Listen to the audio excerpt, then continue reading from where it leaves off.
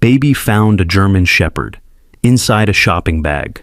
What he did next left everyone in tears. What happened on that rainy evening will shock you. A small boy made a choice that changed everything. The story you are about to listen will leave you speechless. Don't forget to like, share, subscribe, and let us know in the comments where you're watching from.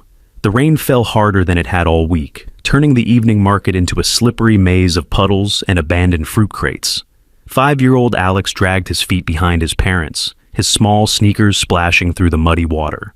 His mom, Maya, still wearing her nurse scrubs under a worn jacket, walked quickly toward their car. His dad, Omar, adjusted his delivery company cap and checked his phone for the 3rd time. "Come on, Alex," Maya called over her shoulder. "We need to get home before this storm gets worse." But Alex had stopped walking. Something caught his eye near the old fruit stand that had closed hours ago. A torn plastic shopping bag sat on the wooden bench, and it was moving, not swaying in the wind, actually moving. Alex's heart started beating faster. The bag rustled again, and this time he heard something that made his stomach twist. A soft whimper, so quiet he almost missed it over the sound of the rain hitting the metal roof above. "Mom?" Alex whispered, but Maya was already 20 feet ahead, fumbling with her car keys. The boy took 3 careful steps toward the bench. The bag was bigger than he first thought, heavy and sagging in the middle. Through a small tear in the plastic, he could see something dark and furry. As he got closer, the movement inside the bag became more desperate. Alex's tiny hands trembled as he reached for the bag. The moment his fingers touched the plastic, everything inside went completely still. Then he saw them. 2 brown eyes, wide with terror, staring up at him through the torn opening.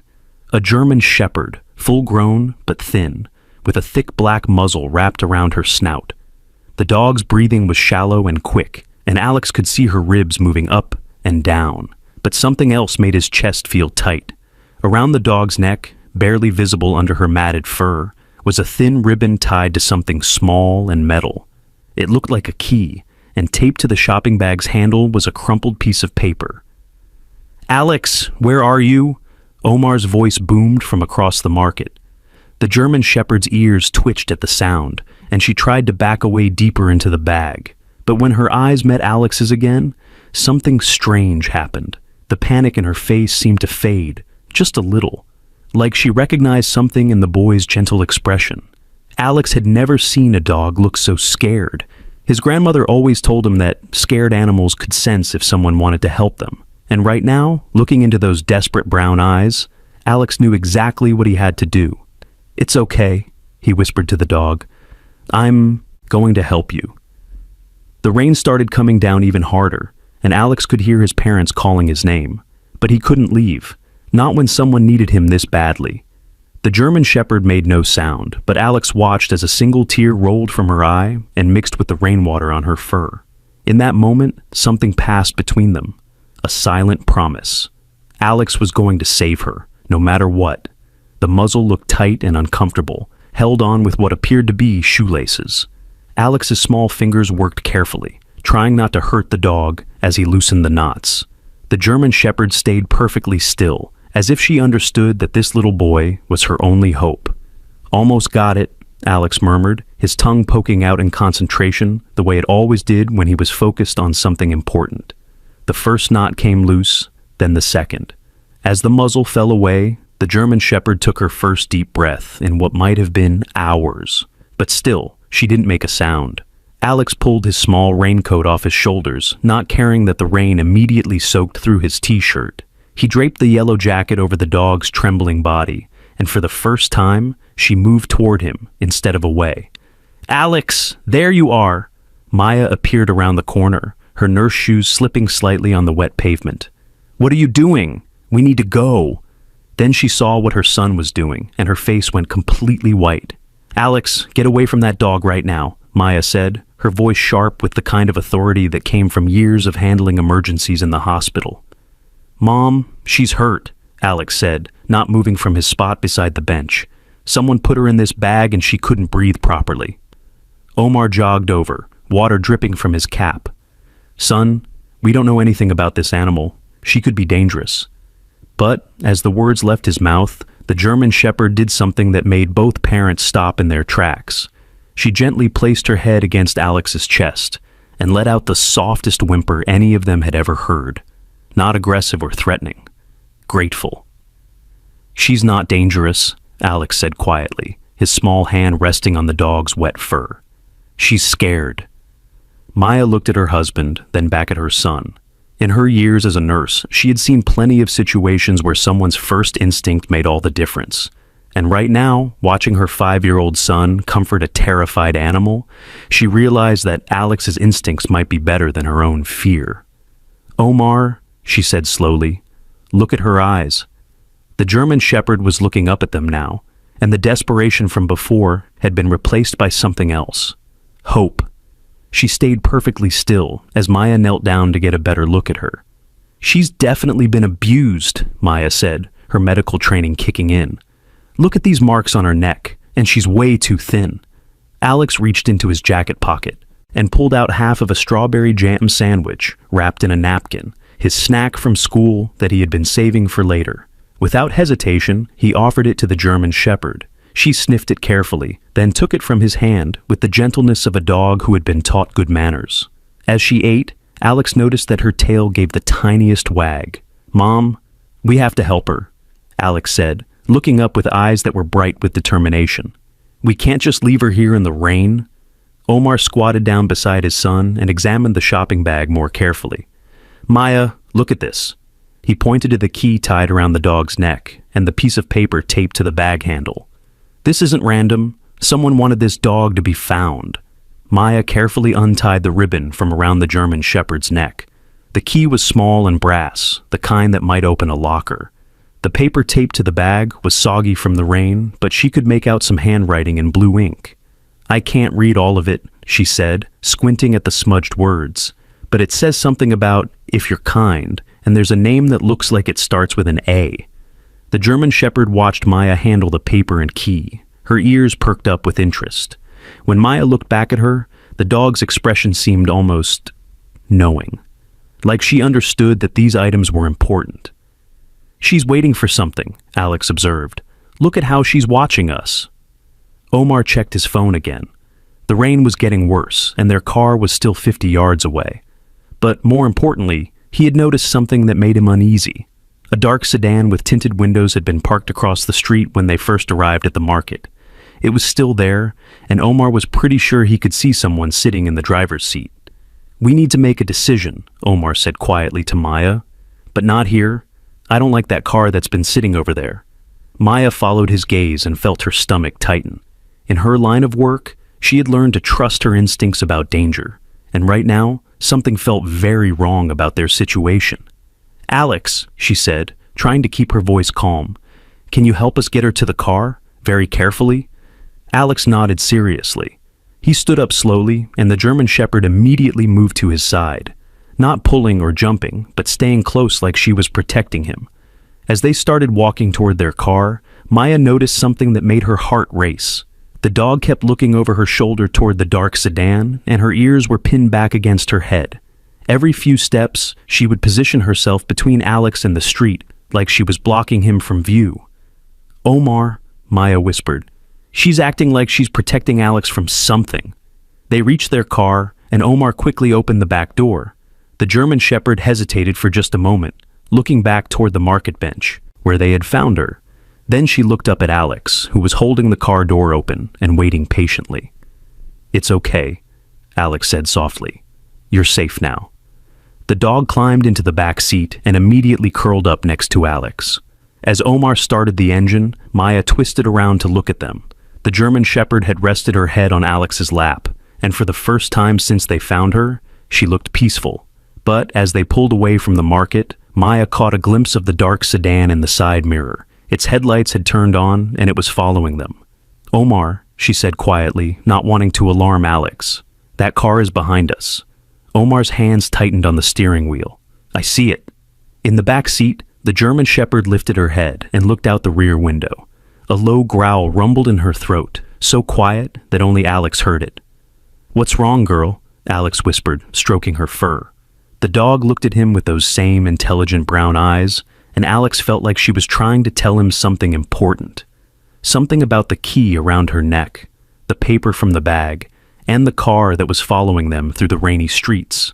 Alex might have been only 5 years old, but he understood one thing perfectly. This wasn't over. In fact, it was just beginning, and somehow, this scared, beautiful dog was going to need his help with something much bigger than just escaping from a shopping bag. As their car turned onto their street, Alex made a promise to himself and to the German Shepherd, resting trustingly beside him. Whatever was happening, whatever danger she was running from, he was going to make sure she stayed safe, no matter what it took. The apartment building's stairwell smelled like wet concrete and old paint, but Alex didn't notice. He was too focused on helping the German Shepherd climb the narrow steps to their third-floor apartment. The dog moved carefully, staying close to his side, and Alex could feel her warm breath on his hand as they climbed. Maya fumbled with her keys at the front door, her hands still shaking slightly from the encounter at the market. Omar stood behind them, glancing back down the stairwell every few seconds. The dark sedan had disappeared when they turned into their apartment complex, but that somehow made him feel worse, not better. "Okay," Maya said as the door finally clicked open, "but we need to talk about this." The moment they stepped inside their small living room, the German Shepherd did something that made all three of them freeze. Instead of exploring the new space or looking for food and water, she immediately positioned herself between the front door and Alex. Her body was relaxed, but her position was deliberate. She was guarding him. "Did you see that?" Omar whispered to Maya. "She's protecting him from whatever might come through that door." Alex knelt down beside the dog and gently touched her fur. "What's your name, girl? You must have a name." The German Shepherd looked at him with those intelligent brown eyes, and her tail gave a small wag. But before anyone could say anything else, Maya pulled the soggy piece of paper and the brass key from her jacket pocket. "We need to figure out what these mean," she said, spreading the damp paper carefully on their kitchen table. "And we need to call the police." Omar joined her at the table, and Alex started to follow, but the German Shepherd gently blocked his path with her body. Not aggressively, but firmly, like she was telling him to stay back. "She doesn't want Alex near the table," Maya observed. "Why would she do that?" Alex looked down at the dog and suddenly understood. "She's not stopping me from going to the table," he said quietly. "She's stopping me from getting too close to the door. Look." Maya and Omar turned around and realized Alex was right. From where the German Shepherd had positioned herself, she could watch both the front door and the window that faced the street, and she was keeping Alex in the safest spot in the room. "Whoever trained her knew what they were doing," Omar said with a mixture of admiration and worry. "She's been taught to protect someone small." Maya turned on the overhead light and examined the paper more carefully. The blue ink had smudged from the rain, but she could make out more words now. Her face went pale as she read. "Omar," she said quietly, "listen to this. If you're kind, follow the key. Trust the child who shows no fear. Amber knows the way." "Amber," Alex repeated from across the room. "Is that your name?" The German Shepherd's ears perked up immediately, and she turned to look at Alex with an expression that was unmistakably recognition. Her tail wagged once, firmly.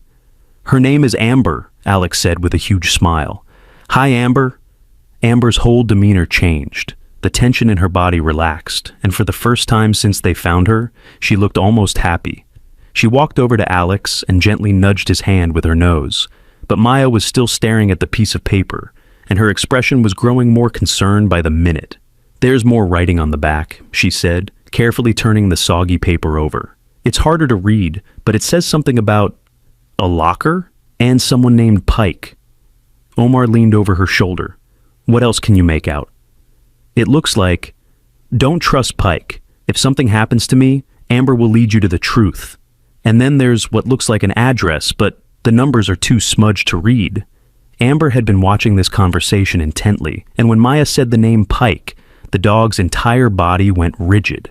A low growl rumbled in her throat, and she immediately moved back to her protective position between the door and Alex. "She knows that name," Alex said, his voice small. "Amber, who is Pike?" The dog looked at Alex with an expression that seemed almost human in its complexity. Fear, anger, and something that looked like a warning all mixed together. "Maya, Omar said slowly. "We need to call the police right now." But before Maya could reach for her phone, there was a soft knock at their front door. 3 gentle raps, so quiet they almost missed it. Amber's reaction was immediate and terrifying. She dropped into a crouch, positioning herself directly in front of Alex, and the growl that came from her throat was unlike anything they had heard before. It was the sound of an animal who had learned that danger could come disguised as politeness. "Don't answer it," Omar whispered, but Maya was already looking through the peephole. "It's a woman," she said quietly. "Middle-aged, wearing a uniform. She looks like she works at an animal shelter." Omar joined her at the peephole. The woman in the hallway was smiling pleasantly and holding a clipboard. She had kind eyes and graying hair pulled back in a neat ponytail. Everything about her seemed harmless and professional, but Amber was still crouched in front of Alex, her body coiled like a spring ready to launch. "Maybe she's here about Amber," Maya said uncertainly. "Someone might have reported a missing dog." "Mom," Alex whispered from across the room, "Amber doesn't want you to open the door." They all looked at the dog, who was staring at the front door with laser focus. Her ears were pinned back, and every muscle in her body was tense. The woman knocked again, a little louder this time. "Hello, I'm Beth from Sunny Paw's Animal Shelter. I believe you might have found a German Shepherd this evening." Maya looked at Omar, then back at Amber. The dog's reaction made no sense. This woman seemed perfectly normal, exactly the kind of person who would be looking for a lost animal. "We should at least talk to her," Maya said quietly. "If Amber belongs to someone, we need to know." But as Maya's hand moved toward the door handle, Amber did something that made them all step back. She picked up Alex's backpack from where he had dropped it by the couch and brought it to him. Then she sat down directly in front of the boy and placed one paw on the backpack, as if she was telling him to get ready to leave. "She wants us to run," Alex whispered, understanding immediately. "Amber thinks we need to get out of here." The woman in the hallway knocked a third time, more insistently. "Please, I just need to ask you a few questions about the dog. It's very important." Omar made a decision. He moved to the kitchen window that faced the back of the building and carefully looked down at the parking lot. What he saw made his blood run cold. The dark sedan from the market was parked directly behind their building, and there was a second car, a white van, parked near the back entrance. Both vehicles had their engines running. "Maya," he said quietly but urgently, "we have a problem." She joined him at the window and saw what he was looking at. The setup was too convenient, too coordinated. One person at the front door, 2 vehicles blocking their exits. "This isn't about a lost dog," Maya said, her nurse's training helping her stay calm even as her heart raced. "This is something else."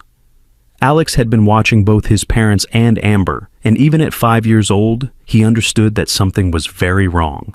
"What do we do?" he asked quietly. Amber stood up and walked to the small window in their living room that faced the fire escape. She looked back at Alex and gave a soft whine, then looked at the window again. "She wants us to use the fire escape," Alex said. "Don't you, Amber?" The dog wagged her tail once, confirming his interpretation. Omar quickly checked the front door's locks and moved the kitchen table against it for extra security. "Whoever these people are, they're not getting in easily." Maya was already at the fire escape window, testing the old metal latch. It was rusty and stiff, but it opened with a loud squeak that made them all wince. "Hello?" the woman called from the hallway, her voice losing some of its friendly tone. "I know you're in there. I just want to help." But through the thin apartment walls, they could hear her talking to someone else now. A man's voice, too quiet to make out the words, but the tone was definitely not friendly. Amber was at Alex's side immediately, watching him put on his jacket with calm efficiency. The dog seemed to understand that they were leaving, and she stayed close but calm, ready to follow his lead. "I'm going first," Omar said quietly. Then Alex and Amber, then Maya. He climbed out onto the narrow fire escape, and the metal groaned under his weight. The rain had made everything slippery, and he had to move carefully. But the fire escape was solid, and it led down to an alley that connected to the street 2 blocks away. Alex came next, with Amber right behind him.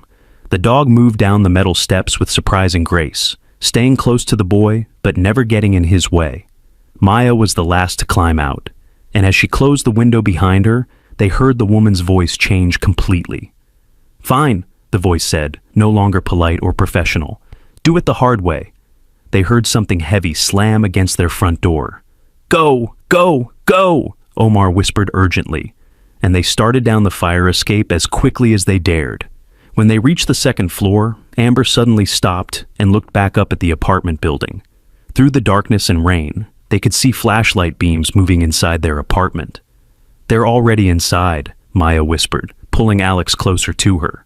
But Amber wasn't finished. She led them down the rest of the fire escape and into the alley, but instead of heading toward the street, she turned in the opposite direction, toward the back of the building where they had seen the white van. "Amber, no," Alex whispered. "That's where the bad people are." But the dog looked at him with that same intelligent expression and moved forward carefully, staying in the shadows. She led them to a spot where they could see the white van clearly, and what they saw made Omar's hands clench into fists.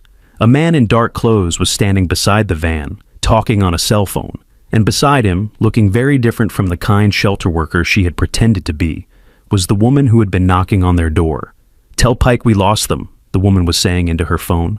"The dog led them out somehow, but don't worry, we know where they'll go next." Omar, Maya, and Alex looked at each other. Pike. The same name that had been on the soggy paper.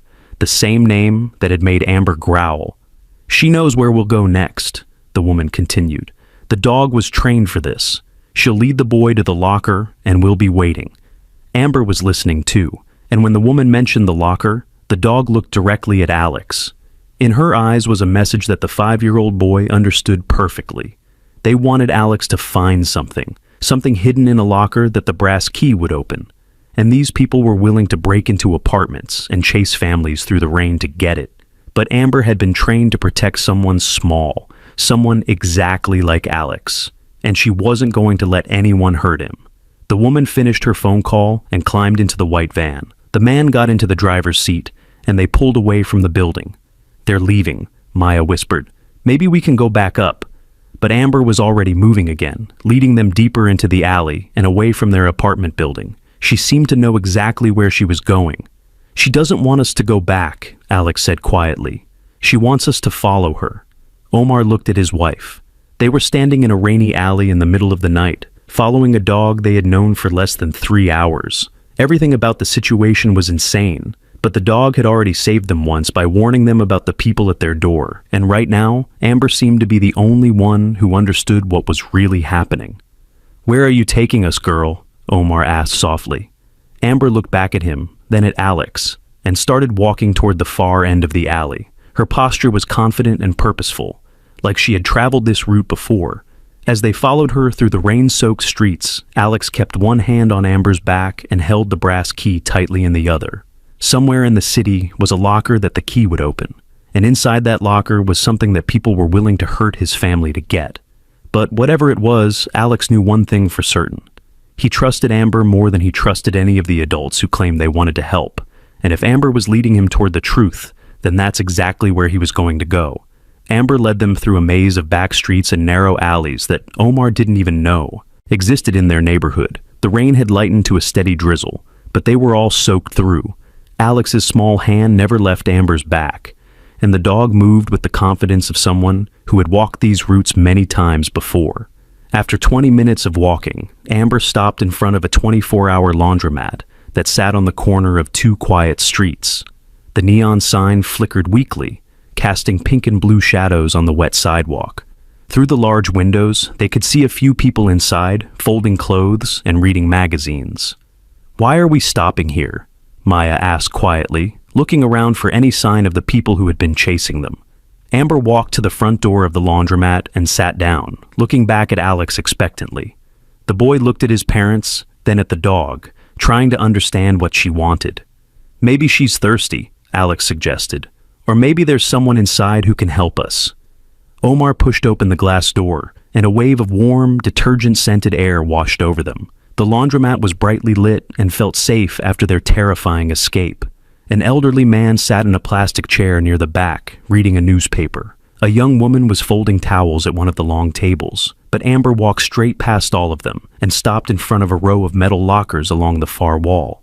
Storage lockers, where people could keep their clothes while they washed and dried them. "The key," Alex whispered, understanding immediately. "Amber, is this where the key goes?" He pulled the brass key from his pocket and held it up. Amber's tail wagged once, and she nudged his hand toward the lockers.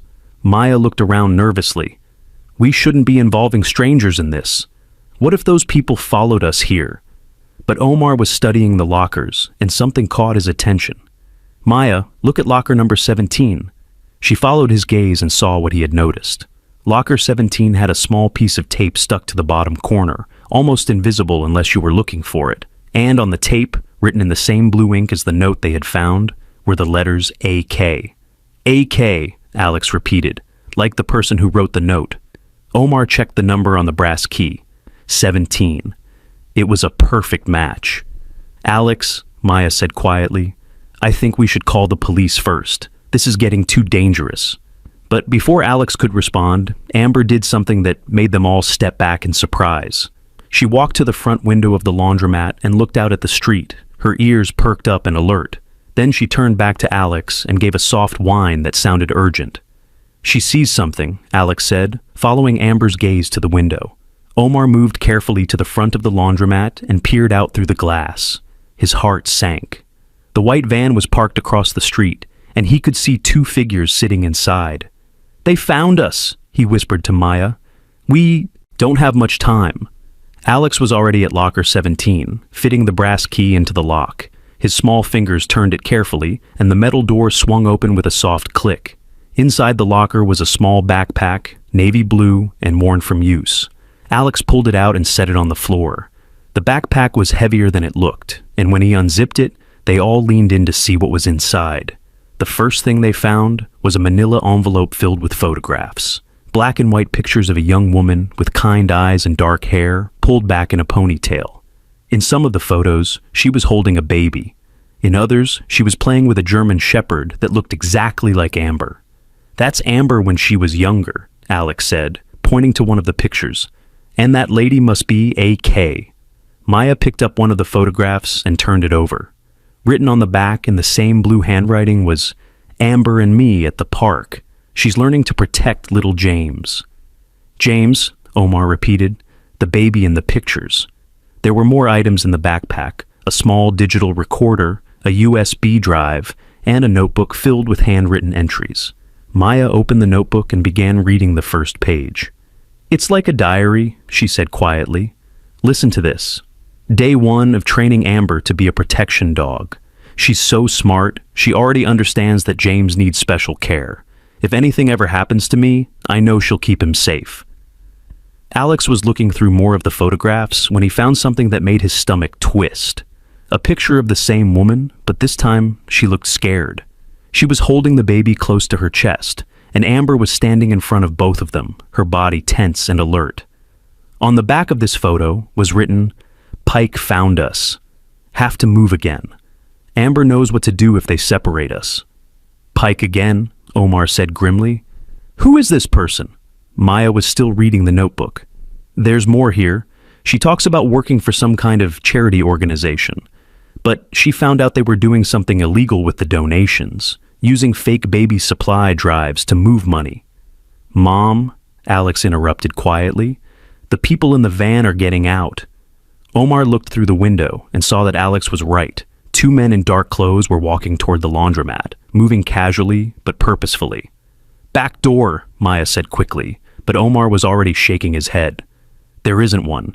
This is the only way out." Amber had been watching the men approach, and now she moved to Alex's side with the calm confidence of a dog who had been in dangerous situations before. She looked up at the boy and then at the backpack, as if she was telling him to take everything. Alex quickly stuffed the photographs, notebook, and USB drive back into the backpack and zipped it up. "What do we do now, Amber?" The dog looked around the laundromat, then walked to the row of washing machines, along the back wall. She stopped in front of one particular machine and looked back at Alex. "She wants us to hide behind the washing machines," Alex said, understanding immediately. But Maya realized that hiding wasn't going to be enough. The laundromat was too small, and there were too few places to conceal 3 people and a large dog. Then she had an idea that came from her years of working in hospital emergency rooms, where thinking quickly could save lives. "Alex," she said quietly, "give me your jacket." The boy pulled off his wet jacket and handed it to his mother. Maya walked to one of the dryers that had just finished its cycle and opened the door. She stuffed Alex's jacket inside and started the machine again. "Omar, your cap," she whispered. Omar took off his delivery company cap and handed it to Maya, who added it to a washing machine and started it running. Then she looked around and spotted a mop bucket in the corner. "Help me move this," she said to Omar. Together, they positioned the mop bucket so that water was dripping from it onto the floor near the front door. Maya grabbed some paper towels and scattered them around the spill, making it look like there had been an accident. "Elderly gentleman," Maya said quietly to the man reading his newspaper. "We're really sorry, but there's been a small flood in here. The manager asked us to tell customers they might want to come back later." The old man looked at the fake spill, gathered his newspaper, and headed for the door. "Thank you for letting me know," he said pleasantly. The young woman folding towels also packed up her things and left, leaving the laundromat empty except for Maya, Omar, Alex, and Amber. "Now what?" Omar whispered. Maya pointed to the row of large commercial dryers along the back wall. "We're customers doing laundry. Alex, you and Amber sit by that dryer like you're waiting for clothes to finish. Omar and I will fold these towels that the other woman left behind." It was a desperate plan, but it was the only one they had.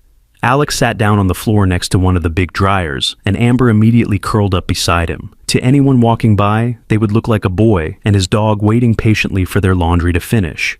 The front door opened, and the two men from the van walked inside. They were both tall and wore dark jackets with hoods pulled up. One of them had a scar running down his left cheek, and the other wore glasses with thick black frames. "Excuse me," the man with the scar said to Maya. "We're looking for a family with a young boy and a German shepherd. Have you seen them tonight?" Maya looked up from the towels she was folding, her face a picture of helpful concern. "A German shepherd? No, I haven't seen any dogs in here tonight. Just people doing their laundry." The man with glasses was looking around the laundromat carefully. His eyes swept over Alex and Amber, but all he saw was a child sitting quietly with his pet, while his parents did laundry. Nothing suspicious or unusual. "What about you?" the scarred man asked Omar. "You been here long?" Omar shrugged. "About an hour. The wife likes to get the laundry done early." He gestured toward Maya, who was still folding towels with the practiced efficiency of someone who had done this many times before. The man with glasses walked closer to where Alex was sitting. Amber tensed slightly, but she stayed in her relaxed position beside the boy. She was playing the part of a family pet, and she was doing it perfectly. "Cute dog," the man said to Alex. "What's her name?" Alex looked up with the innocent expression that only 5-year-olds can master. "Her name is Princess," he said without hesitation. "She likes to watch the dryers spin around." The man smiled, but it didn't reach his eyes. "Princess, huh? She looks like a German shepherd." "Yeah," Alex said, petting Amber's head. "My dad says she's really smart. She knows how to sit and stay and come when I call her." As if on cue, Amber wagged her tail and licked Alex's hand. To anyone watching, she looked like a perfectly normal family dog with no special training or hidden agenda. The two men spent several more minutes searching the laundromat. They checked behind the washing machines, looked in the bathroom, and even opened a few of the empty lockers, but they found nothing suspicious. "Must have gone somewhere else," the man with the scar finally said to his partner. "Pike's not going to be happy about this." "The dog's trained," the man with glasses replied.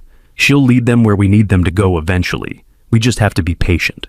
They left the laundromat, and through the window, Maya watched them get back into their white van and drive away. For several long minutes, nobody moved. Finally, Omar walked to the front window and made sure the van was really gone. "They're gone," he said quietly. "For now?" Alex stood up and shouldered the backpack they had found in the locker.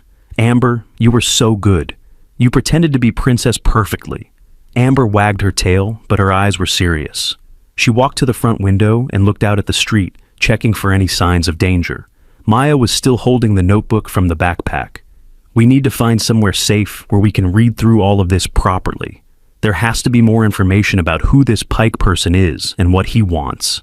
And we need to figure out who AK is," Omar added. "The woman in the photographs. She's the one who trained Amber, and she's the one who left all these clues." Alex was looking at one of the photographs again, the one of the scared woman holding her baby while Amber stood guard. "I think something bad happened to her," he said quietly. and I think Amber has been looking for someone to help her ever since." Amber walked over to Alex and gently nuzzled his hand. In her eyes was an expression that seemed to say, "You're right, and you're the one I've been waiting for." "Where do we go now?" Maya asked. Before anyone could answer, Amber was moving again. She walked to the back of the laundromat and stopped in front of a bulletin board covered with flyers and advertisements. She sat down and looked back at Alex, her message clear. Alex walked over to the bulletin board and studied the papers pinned to it. Most of them were advertisements for apartments, babysitting services, and used cars. But tucked behind a bright yellow flyer for a pizza place was a small white card with handwriting on it. Alex pulled the card free and read it out loud. "Safe house. If you found the first clue, you can trust this address." A K double quote. Below the message was an address only a few miles from where they were standing. "She knew," Maya said in amazement. "AK knew that whoever found Amber would end up here, at this laundromat. She left a trail for us to follow." "But how could she know that?" Omar asked. Alex looked down at Amber, who was watching him with those intelligent brown eyes. "Because she trained Amber to bring people here. Didn't you, girl?" Amber's tail wagged once, and Alex knew he was right. Everything that had happened tonight, finding Amber in the shopping bag, the key around her neck, the escape from their apartment, even the route through the back streets, all of it had been planned by someone who wanted to help them find the truth. Someone who had known that a kind child would be the key to solving whatever mystery Pike was trying to keep hidden. Alex folded the address card carefully and put it in his pocket. "Come on, Amber, let's go find AK." As they prepared to leave the safety of the laundromat, Omar had one more thought that made him feel both hopeful and worried at the same time. If AK had planned this trail so carefully, if she had trained Amber so well, then whatever they were about to discover must be important enough to risk everything for. And that meant the danger they were facing was probably far from over. The address on the small white card led them to a narrow street lined with old brick buildings that had been converted into apartments and small businesses. The rain had stopped completely, but the sidewalks were still slick with water that reflected the yellow glow of the street lamps. Amber walked beside Alex with purpose, her ears alert, but her posture relaxed. She seemed to recognize this neighborhood. "That's it," Omar said quietly, pointing to a 3-story building with a faded blue door. "Number 47. The building looked ordinary enough. A small flower shop occupied the ground floor, its windows dark for the night. Above it were 2 floors of apartments with narrow windows and fire escapes zigzagging up the brick walls. But as they approached the building, Maya noticed something that made her feel more hopeful than she had all evening. In the window of the flower shop was a small sign that read, "Sunny Paws Rescue, Temporary, Location," in neat, hand-painted letters. "It's a real animal rescue," she said softly. "Not like that fake woman who came to our apartment." Amber had stopped in front of the blue door and was looking up at the second-floor windows. One of them was glowing with warm light, and Alex could see the silhouette of someone moving around inside. "Someone's awake up there," Alex observed. Omar pressed the buzzer for apartment 2B, and after a moment, a woman's voice came through the intercom. She sounded older, with a slight accent that Alex couldn't identify. "Who is it?" the voice asked. "We found a German Shepherd tonight," Omar said carefully. "And we found a note that led us here, from someone with the initials AK." There was a long pause. Then the voice said, "Does the dog have a key?" Alex looked down at Amber, who was sitting patiently beside him. "Yes," he called up to the intercom. "She had a brass key tied around her neck." "And what's the dog's name?" "Amber," Alex said without hesitation. The buzzer sounded immediately, unlocking the front door. "Come up to the second floor, apartment 2B. They climbed a narrow staircase that smelled like old wood and lavender. The walls were lined with framed photographs of dogs and cats, all with happy families. When they reached the second floor, the door to apartment 2B was already open. A woman in her 60s stood in the doorway, wearing a soft purple sweater and jeans. Her graying hair was pulled back in the same style as the woman in the photographs they had found, and her eyes were kind but filled with worry. "I'm Beth," she said, stepping back to let them inside. "I've been waiting for someone to bring Amber home." The apartment was small but cozy, with mismatched furniture and walls covered with more photographs of rescued animals. A tabby cat was sleeping on the windowsill, and Alex could hear the sound of dogs barking softly from somewhere in the back of the apartment. Amber walked straight to Beth and sat down in front of her, looking up with an expression that was clearly recognition and relief. "Hello, beautiful girl," Beth said softly, kneeling down to scratch behind Amber's ears. "I was so worried about you." "You know Amber?" Maya asked. Beth nodded, her eyes never leaving the German Shepherd. "I helped train her, along with her first family." She looked up at Alex with curious eyes. "And you must be the brave little boy who found her. How did you know someone would find her?" Alex asked. Beth stood up slowly and walked to a small desk in the corner of the room.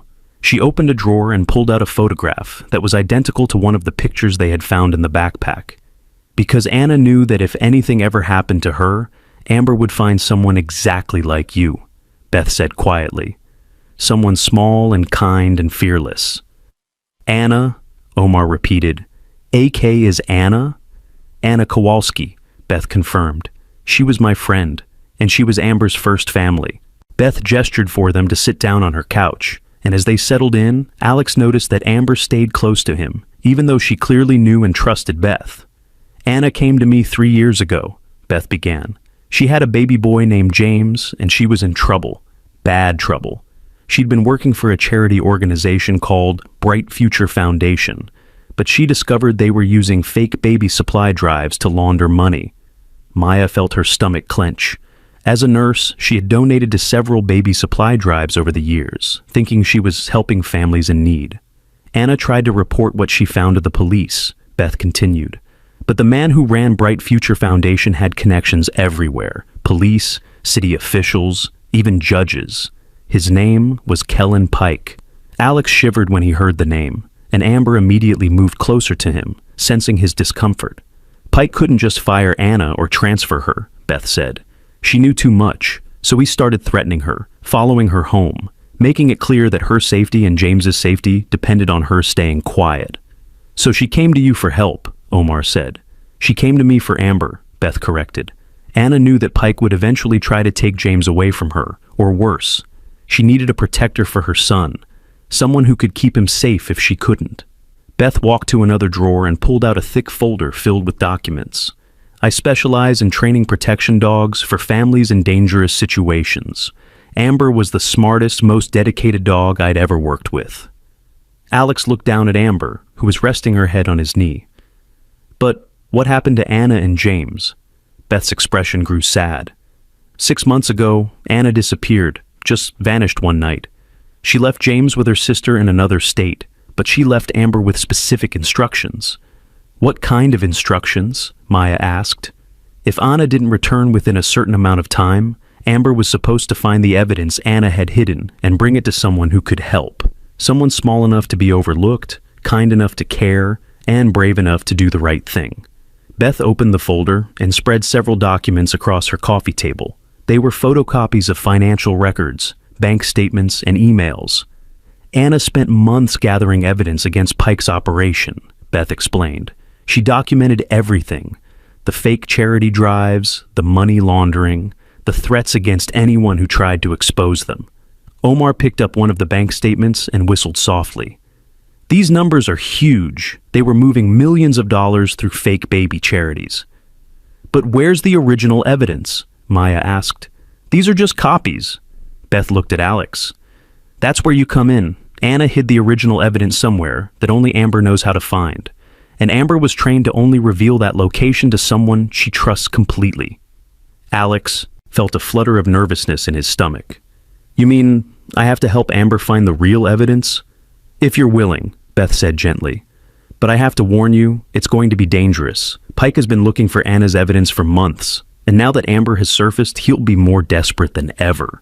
As if summoned by the mention of his name, Amber suddenly stood up and walked to the window. Her ears were perked up, and she was staring down at the street below. Beth followed the dog to the window and carefully peered out through the curtains. What she saw made her face go pale. "They found us," she said quietly. "There are 2 cars parked across the street." Omar joined her at the window. The white van from earlier was there, along with a black SUV. Several men in dark clothes were standing on the sidewalk, looking up at the building. "How many ways out of this building?" Omar asked urgently. Just the front door and the fire escape, Beth said. But the fire escape leads to an alley, and they probably have that covered too. Maya was already moving toward Alex and Amber. We need to call the police. The police won't help, Beth said grimly. Pike has too many people in his pocket. We need to get to the evidence first, then we can expose everything at once. Amber had left the window and was now standing in front of a bookshelf in the corner of the room. She looked back at Alex and whined softly. What is it, girl? Alex asked, walking over to her. Amber pawed at one of the books on the bottom shelf. It was a worn copy of a children's story about a dog who saves his family from danger. When Alex pulled the book from the shelf, several folded papers fell out. More clues, Alex said, picking up the papers. The first paper was a hand-drawn map of their city, with several locations marked with red X's. The second was another note in Anna's handwriting. If Amber brought you this far, you're the one I was hoping for, Alex read aloud. The final evidence is hidden where James took his first steps. Amber knows the way, but she'll only go there with someone she trusts with her whole heart. Where James took his first steps, Maya repeated. How are we supposed to know where that was? Beth was studying the hand-drawn map. I know where, she said softly. Anna used to bring James to the children's playground in Riverside Park. She told me he took his first steps there, right by the big oak tree. Riverside Park, Omar said. That's on the other side of the city. Through the window, they could see that more men had joined the group on the street. One of them was talking on a cell phone, and Alex could see him pointing up at their building. They're planning something, Maya said nervously. Amber came back to Alex's side and gently took the sleeve of his jacket in her mouth. She tugged softly, leading him toward the back of the apartment. She wants to show us something, Alex said. They followed Amber through a narrow hallway to a small back room that Beth used as an office.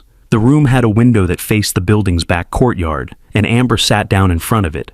The fire escape, Beth said, understanding immediately. She's showing us the way out. But when Beth looked out the back window, she saw that Alex had been right to be worried. 2 more men were standing in the courtyard below, watching the fire escape. They have us surrounded, Omar said grimly. Alex was studying the hand-drawn map that had fallen from the book. Beth, is there another way to get to Riverside Park? Maybe a way that doesn't use the main streets? Beth looked at the map more carefully.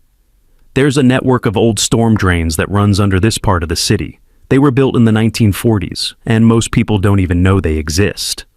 Storm drains? Maya asked with concern. That sounds dangerous.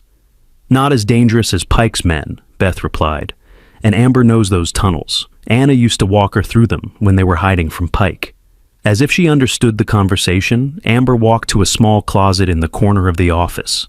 She pawed at the door until Beth opened it, revealing a metal grate in the floor. The access tunnel, Beth explained. It connects to the main storm drain system. Anna insisted I keep it accessible, just in case. Alex knelt down beside the grate and looked at Amber.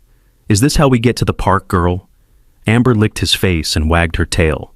In her eyes was the same expression of trust and determination that Alex had seen when they first found her in the shopping bag. I'll come with you, Beth said, but Amber immediately blocked her path to the grate. She doesn't want you to come, Alex observed. She wants just us. That makes sense, Beth said sadly.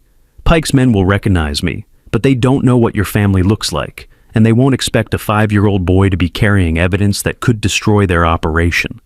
Omar was already pulling the metal grate away from the opening in the floor. Below was a concrete tunnel just wide enough for an adult to crawl through comfortably. Are you sure about this? Maya asked Alex. It's going to be dark and scary down there. Alex looked at Amber, who was sitting calmly beside the tunnel opening. Amber's not scared, he said simply, and she won't let anything bad happen to me. Maya knelt down and hugged her son tightly. You're the bravest boy I know, she whispered, but promise me you'll be careful. I promise, Mom. Omar handed Alex a small flashlight from Beth's desk drawer. Follow Amber and don't take any side tunnels unless she does. These storm drains can be like a maze. Alex nodded seriously. He put the flashlight in his pocket along with the map and the brass key, then shouldered the backpack with Anna's evidence. Ready, Amber? He asked. The German Shepherd looked at him with complete confidence and jumped down into, the tunnel. Alex followed, his small body fitting easily into the concrete space. As Beth replaced the metal grate above them, Alex heard her voice one last time. "Find the evidence, little hero. Anna's counting on you." And then they were alone in the darkness, a 5-year-old boy and a German shepherd, crawling through tunnels beneath the city toward a playground where everything would finally be revealed. Amber moved through the tunnels with perfect confidence, never hesitating at intersections or side passages. Alex kept one hand on her back and used his flashlight to watch for obstacles ahead. The tunnels were dry and surprisingly clean, and Alex could hear the distant sound of traffic above them. After what felt like hours, but was probably only 30 minutes, Amber stopped and looked up at the ceiling. Above them was another metal grate, and through it, Alex could see moonlight and the branches of trees. "We're here," he whispered. Amber wagged her tail once and looked at Alex with an expression that seemed to say, "Now comes the important part." Whatever Anna had hidden in Riverside Park, whatever evidence would finally stop Pike and his fake charity operation, they were about to find it. And Alex knew that after tonight, nothing would ever be the same. Alex pushed against the metal grate above them, and it lifted easily, revealing the moonlit playground of Riverside Park. The storm had passed completely, leaving the air fresh and clean. Ancient oak trees cast long shadows across the empty swings and slides, and Alex could hear the distant sound of the river that gave the park its name. Amber jumped up through the opening first, then turned to help Alex climb out. The boy emerged from the tunnel into a world that felt completely different from the one they had left behind. Here, surrounded by trees and playground equipment, with no cars or buildings in sight, it was hard to believe that dangerous men were hunting them through the city. "Which way, Amber?" Alex whispered. The German shepherd looked around the playground for a moment, getting her bearings. Then she walked confidently toward the largest oak tree in the center of the play area. The tree was massive, its trunk so wide that it would take 4 adults holding hands to reach around it. As they got closer, Alex could see that there was something carved into the bark about 3 feet from the ground. Letters that had been carefully etched into the wood and were now partially grown over with new bark. "J.K. First steps," Alex read aloud. "James Kowalski. This is where he learned to walk." Amber sat down beside the tree and looked at Alex expectantly. Her message was clear. This was the place, but she needed him to figure out what to do next. Alex walked around the entire base of the tree, looking for anything unusual. The ground was covered with fallen leaves and acorns, but nothing seemed out of place. He was about to give up when Amber made a soft whining sound. The dog was pawing at a specific spot near the roots of the tree. When Alex knelt down and brushed away the leaves, he found a small metal box buried just beneath the surface of the soil. "Is this it, girl?" Alex asked. Amber's tail wagged enthusiastically, and Alex carefully dug the box out of the ground. It was about the size of a shoebox, but made of strong metal that hadn't rusted despite being buried in the earth. On the top was engraved, "For James's future," in Anna's familiar handwriting. Alex tried to open the box, but it was locked. Then he remembered the brass key that had started this whole adventure. He pulled it from his pocket and fitted it into the small lock on the front of the box. The key turned easily, and the lid opened with a soft click. Inside the box was everything that Pike had been trying to find for months. USB drives, printed documents, photographs, and bank records. But what caught Alex's attention first was a small digital video camera. "A camera," Alex said softly. "Amber, I think Anna recorded something." He turned on the camera and found that it had only one video file saved on it. When he pressed play, Anna's face appeared on the small screen. She looked tired and scared, but her voice was steady and clear. "If someone is watching this, it means that Amber found you," Anna said from the camera. "And if Amber found you, it means you're someone special, someone who shows kindness to a scared animal and bravery when faced with danger." Alex felt tears starting to form in his eyes as he listened to Anna's voice. "My name is Anna Kowalski, and I work for an organization called Bright Future Foundation. Or, I used to work for them, before I discovered what they really do." The video continued with Anna explaining everything that Beth had already told them, but then she revealed something new, something that made Alex's heart race. "Kellen Pike isn't just laundering money through fake charity drives," Anna said. "He's been taking babies from desperate families and selling them to people who can't legally adopt. The baby supply drives are a cover. The real business is human trafficking. Alex's hands trembled as he held the camera. Amber, this is horrible. On the screen, Anna continued her explanation. I have evidence of 12 babies who were taken from their families in the past 2 years. Photos, financial records, even recorded phone conversations where Pike discusses prices with buyers. The video showed Anna holding up several folders stuffed with documents. All of this evidence is hidden in the box where I recorded this message. If something happens to me, if Pike finds me before I can go to the FBI, then whoever finds this box needs to get it to someone who can't be bought or threatened. Anna's expression grew even more serious.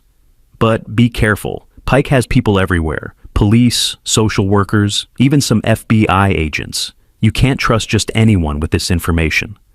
The video was almost over when Anna said something that made Alex understand why Amber had chosen him. I trained Amber to find someone pure of heart, Anna said.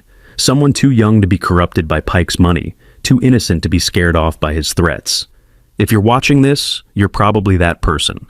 And I'm trusting you to save not just my son James, but all the other children who need someone to speak for them. The video ended, and Alex sat in silence for a moment, overwhelmed by the responsibility that had just been placed on his shoulders. Amber, he said quietly, Anna trusts us to stop Pike and save those babies. Amber licked his face gently, and in her eyes Alex saw the same determination that had kept her going through months of waiting and searching. Alex began going through the other items in the box. There were photographs of babies with their families, then photos of the same babies with different people who looked wealthy and cold, financial records showing payments of hundreds of thousands of dollars, even audio recordings on small digital devices. One folder was labeled James Safe Location and contained documents showing that Anna had legally transferred custody of her son to her sister in Oregon, far away from Pike's reach. At least James is safe, Alex said, feeling relieved.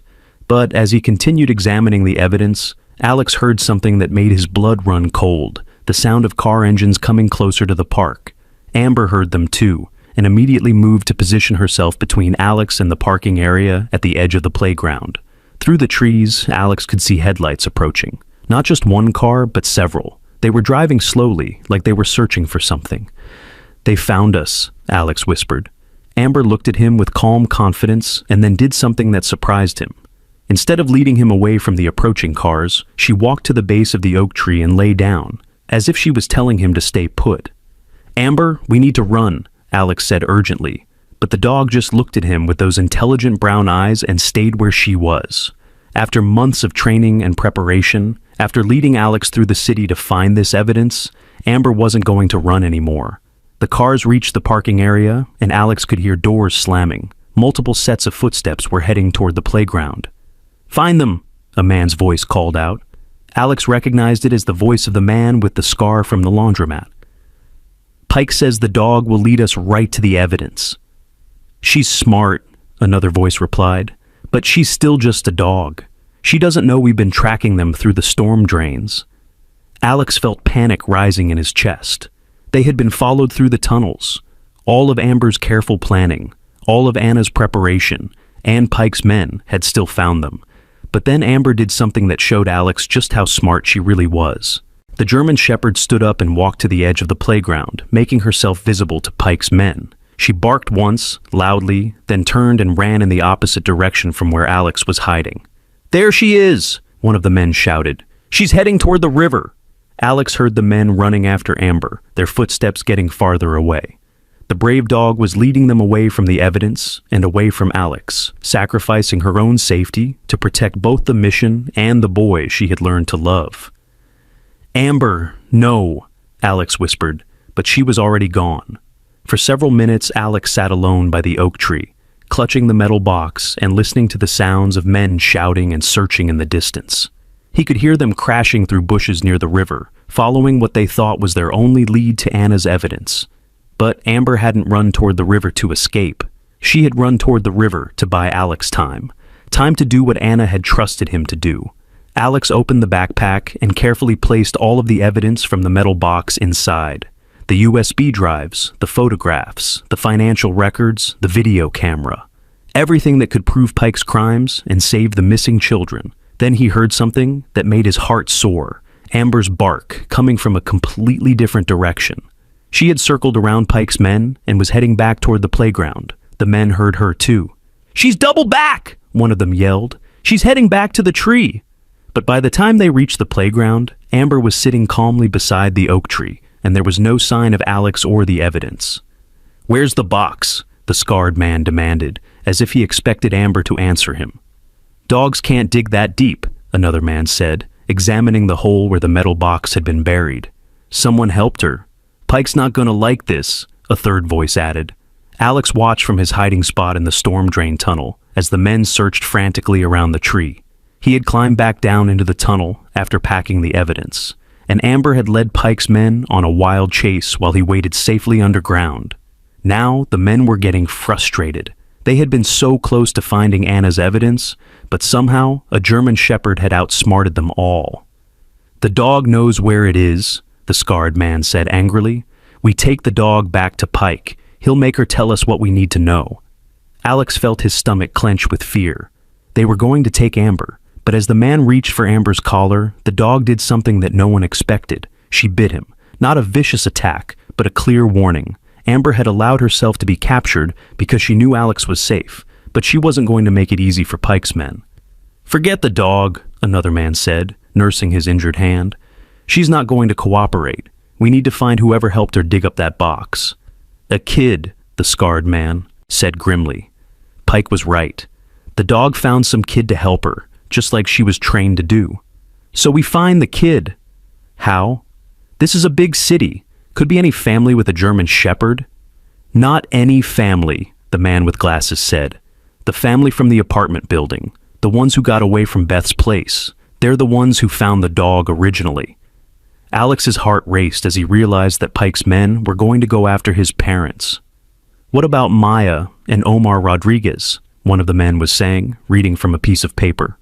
"They live at 412 Maple Street, apartment 3B. Both work day jobs, have a 5-year-old son. They knew his family's names, they knew where he lived." "Pike wants them brought in for questioning," the scarred man said. "All 3 of them." Alex knew he had to act fast. He had the evidence that could stop Pike, but now his parents were in danger because they had helped him save Amber. As Pike's men walked back toward their cars, taking Amber with them, Alex made a decision that would have made Anna proud. He wasn't going to hide in the tunnels while his family was threatened. He was going to use Anna's evidence to end this, once and for all. But first, he needed to find someone he could trust, someone who couldn't be bought or threatened by Pike's organization. Alex climbed out of the storm drain and looked around the empty playground. In the distance, he could see the lights of the city, and somewhere out there was someone who could help him save his parents and stop Pike's terrible crimes. He shouldered the backpack containing Anna's evidence and started walking toward the city lights. A 5-year-old boy, alone in the night, carrying the information that could bring down a criminal empire. Anna had been right to trust him, and Amber had been right to lead him here. Now it was time for Alex to prove that sometimes the smallest person could make the biggest difference. As he walked through the dark streets, Alex thought about Amber and hoped she was okay. The brave dog had taught him that protecting the people you love sometimes meant taking risks, and right now, Alex loved his parents more than he feared Kellen Pike. The evidence in his backpack was going to change everything. Alex could feel it. He just had to make sure it got to the right person before Pike's men found his family. The city stretched out before him, full of dangers and possibilities. But Alex wasn't scared anymore. He had learned something important from Amber. When you know you're doing the right thing, courage comes naturally. And stopping Pike was definitely the right thing to do. Alex walked through the quiet streets for what felt like hours, the heavy backpack weighing down his small shoulders. The evidence inside felt like the most important thing in the world, and every shadow made him worry that Pike's men had found him. But he kept walking, driven by the thought of his parents in danger and Amber being held captive. As dawn began to break over the city, Alex found himself in the downtown area where tall buildings stretched toward the sky. Early morning workers were starting to appear on the sidewalks, heading to coffee shops and bus stops. Alex realized he looked like any other kid walking to school, which helped him blend in. But he still didn't know who he could trust with Anna's evidence. Then he saw something that made his heart race with hope. A news van was parked outside a large government building, and a woman in a bright blue jacket was speaking into a camera. Alex could hear her voice as he got closer. "This is Jessica Chen, reporting live from the federal building, where officials are expected to announce new measures to combat child trafficking in our region." Child trafficking. Alex knew from Anna's video that this was exactly what Pike was doing. Maybe this reporter would be the person who could help him. Alex waited until the woman finished her report, then approached her carefully. "Excuse me, miss?" Jessica Chen looked down at him with surprise. "Hi there, sweetheart. Are you lost? Do you need help finding your parents?" "I need help," Alex said quietly, "but not finding my parents. I need help saving them." Something in Alex's voice made Jessica kneel down to his eye level. As an investigative reporter, she had learned to recognize when someone had a real story to tell. "What's your name?" she asked gently. "Alex Rodriguez, and I have something that can stop a man named Kellen Pike from hurting more families." Jessica's eyes widened. She had been investigating reports of corruption in local charities for months, and Pike's name had come up several times in her research. "Where did you hear that name?" she asked. Alex unzipped his backpack just enough to show her one of Anna's folders. "A lady named Anna left me evidence before Pike made her disappear, and now he has my friend Amber, and he's going after my parents." Jessica looked around quickly, then made a decision. "Alex, I think you and I need to talk somewhere private. Can you trust me?" Alex studied her face. Jessica had kind eyes, and unlike the fake shelter worker who had come to their apartment, there was something honest about her expression. "Anna said to find someone who can't be bought or threatened," Alex said. "Are you that kind of person?" "I try to be," Jessica said softly. "And I promise I'll help you save your parents and your friend." Jessica led Alex to a small coffee shop near the federal building. She bought him a hot chocolate and a muffin, then sat across from him in a quiet corner booth. "Show me what Anna left you," she said. Alex carefully pulled out Anna's video camera and showed Jessica the recording. As the reporter watched Anna's desperate message, her face grew more serious with each passing minute. "This is incredible," Jessica whispered when the video ended. Anna documented everything: financial records, photos of the missing children, even recorded conversations. "Can you help me stop Pike?" Alex asked. "We're going to do more than stop him," Jessica said firmly. "We're going to make sure he never hurts another family again." Jessica pulled out her cell phone and made a call. "Agent Morrison, this is Jessica Chen. I have a story that's going to change everything." "Yes, I'll wait." While Jessica was on the phone, Alex looked out the window of the coffee shop. His heart nearly stopped when he saw a familiar black SUV driving slowly down the street. "They found us?" Alex whispered urgently. Jessica followed his gaze and immediately understood. She ended her call quickly and grabbed Alex's hand. "There's a back exit," she said. "We need to move now." They slipped out through the coffee shop's rear door, just as Pike's men entered through the front. Jessica's news van was parked in the alley behind the building, and she quickly helped Alex into the passenger seat. "Where are we going?" Alex asked as Jessica started the engine. "To the one place Pike can't follow us," she said. "The FBI field office." As they drove through the city, Jessica explained her plan. "I've been working with Agent Morrison for months, investigating corruption in local charities. But we never had enough evidence to build a case against Pike. What Anna left you changes everything." "What about my parents?" Alex asked worriedly. "Agent Morrison is sending a team to protect them right now," Jessica assured him. "Pike's not going to hurt your family." They pulled up to a large, secure building with FBI logos on the windows. Agent Morrison was waiting for them at the entrance, along with 2 other agents in dark suits.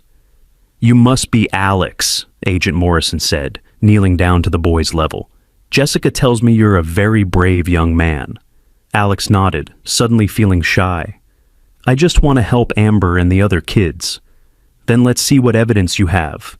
Inside the FBI building, Alex spread Anna's evidence across a large conference table. Agent Morrison and his team examined every document, every photograph, every recording. "This is a prosecutor's dream," one of the agents said.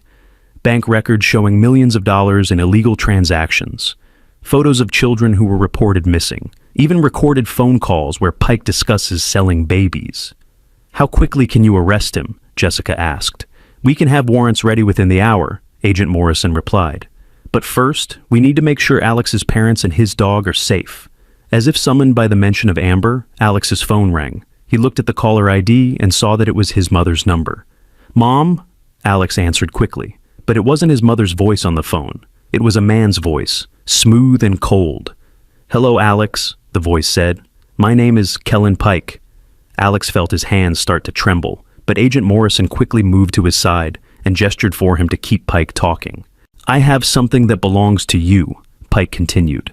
"A German Shepherd named Amber, and I believe you have something that belongs to me." "Amber doesn't belong to you," Alex said, his voice stronger than he felt.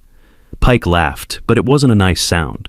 "Amber was trained by someone who worked for me. That makes her my property, just like the information you stole from my operation." "I didn't steal anything," Alex said. "Anna left it for someone who would do the right thing." "Anna made a mistake," Pike said angrily. "She thought she could outsmart me by training a dog to find some hero to save the day. But you're just a little boy, Alex. You don't understand what you're dealing with." Agent Morrison was making hand signals to his team, and Alex could see them preparing to trace the call. "I understand that you hurt families," Alex said into the phone. "I understand that you take babies away from people who love them." "Those families couldn't take care of their children properly," Pike said coldly. "I found them better homes with people who could afford to give them good lives." "You sold them," Alex said, his voice filled with anger that surprised even him. "Anna's video shows everything. You sold babies like they were things instead of people."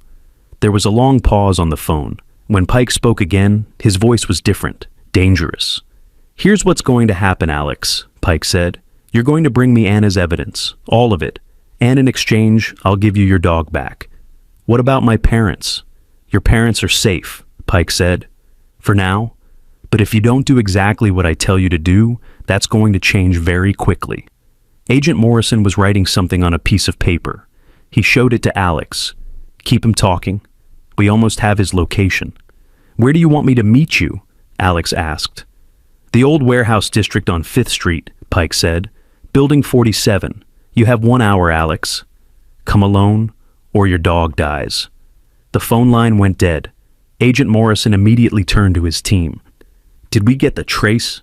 "Got it," one of the agents replied. "He's calling from the warehouse district, just like he said." "It's a trap," Jessica said. "Pike knows we're involved now. He's not planning to just trade the dog for the evidence." "You're right," Agent Morrison agreed. "He's planning to eliminate all the witnesses. Alex, his parents, the dog, probably even his own men who know too much." Alex felt tears starting to form in his eyes. "We have to save Amber. She risked everything to help me find the evidence." "We will save her," Agent Morrison promised. "But we're going to do it smart. Pike thinks he's dealing with a scared little boy. He has no idea that the FBI is involved." Agent Morrison spread a map of the warehouse district across the table. "Here's what we're going to do." The plan was complicated but clever.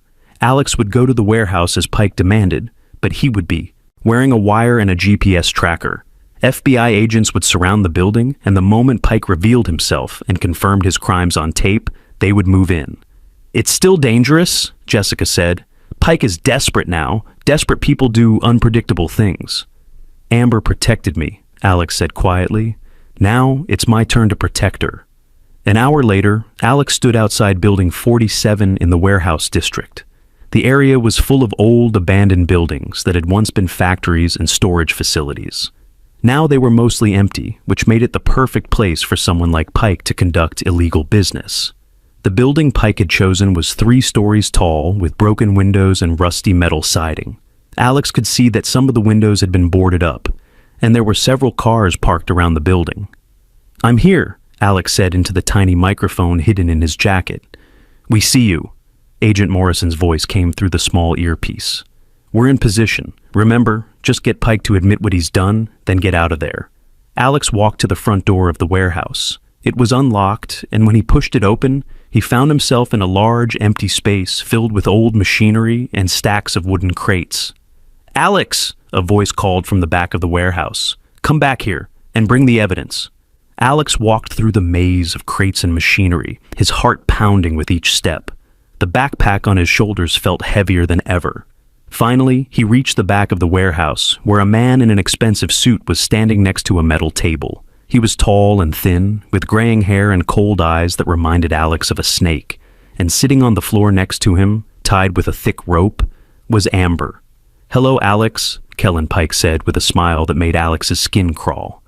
"I'm so glad you could make it." Amber saw Alex and whined softly, her tail wagging despite the rope around her body. Alex could see that she wasn't hurt, but she looked tired and scared. "Let her go," Alex said, trying to keep his voice steady. "Of course," Pike said smoothly, "as soon as you give me what I want." Alex unslung the backpack and set it on the metal table.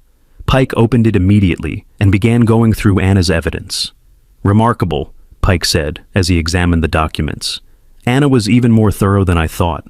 Financial records, photographs, recorded conversations.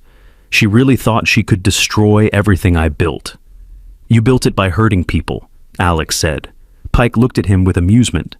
"I helped people, Alex. I gave children better lives than their birth parents could provide." "You stole them." "I rescued them," Pike corrected. "From parents who couldn't afford to feed them, couldn't afford to send them to good schools, couldn't give them the opportunities they deserved." Alex felt anger building in his chest. "But you made their families sad. You made mothers and fathers cry because they miss their babies." "Their sadness was temporary," Pike said coldly, "but their children's futures were permanent." "That's not your choice to make," Alex said, remembering something his mother had told him about respecting other people's families. Pike finished going through the evidence and closed the backpack. "You know, Alex, Anna thought she was so clever, training a dog to find some pure-hearted child who would expose my operation. But she made one mistake." "What mistake?" Pike smiled, and it was the most frightening expression Alex had ever seen.